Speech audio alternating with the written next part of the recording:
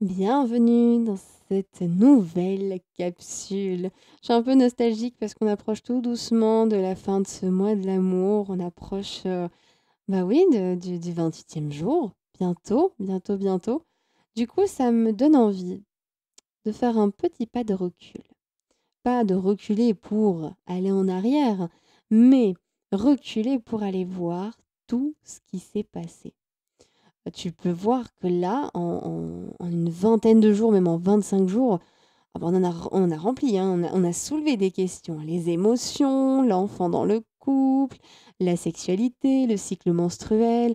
On a parlé de comment tu pouvais prendre du temps pour toi. On est allé voir comment la respiration pouvait devenir ta meilleure amie. Enfin, on a fait beaucoup de choses. Et en fait, on a passé quasiment 1 heure ensemble, à défaut de 3 minutes par jour. Donc c'est énorme. Quand on y pense, on aura passé, ouais, quasiment 1 heure et demie presque ensemble en un mois.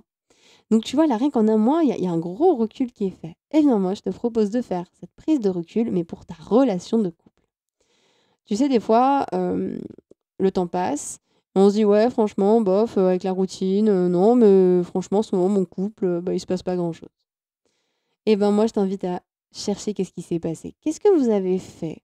Qu'est-ce que tu as vécu les dernières semaines, les derniers mois, les dernières années si tu es concerné? Qu'est-ce que tu as vécu? Parce qu'en fait, on ne s'arrête jamais. Même au moment où tu as l'impression que ton couple est posé, où tu as l'impression qu'il ne se passera rien de plus, eh bien si, il se passera toujours quelque chose.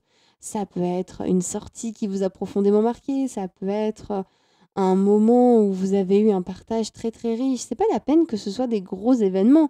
Souvent, on se dit, ah, mais tant que c'est pas un enfant qui arrive, une maison à acheter, un nouveau job, ça vaut pas la peine. Mais en fait, ce qui est intéressant, c'est de voir tout ce qui se passe à côté, voir tout ce que vous faites ensemble. Bah tiens, ouais, ça fait 6 mois que c'est vachement routinier, mais toutes les semaines, on va au cinéma, par exemple. Donc, prends du recul. Tu peux prendre une feuille de papier même et noter tout ce que tu as fait et tout ce que vous avez fait dans le couple.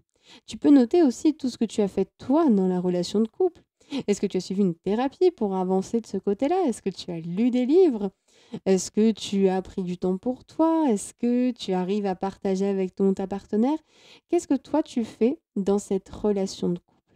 Et cette prise de recul, moi, c'est quelque chose que je propose souvent de faire avec les personnes que j'accompagne, parce que quand elles viennent et qu'elles me disent franchement ça va pas, et là franchement j'ai l'impression qu'on arrive au fond, je leur propose de faire un pas de côté, de leur dire ok, on va voir tout ce qui s'est passé pour te montrer à quel point tu es actrice dans ton couple et à quel point tu le fais bouger tous les jours, tous les jours, tous les jours.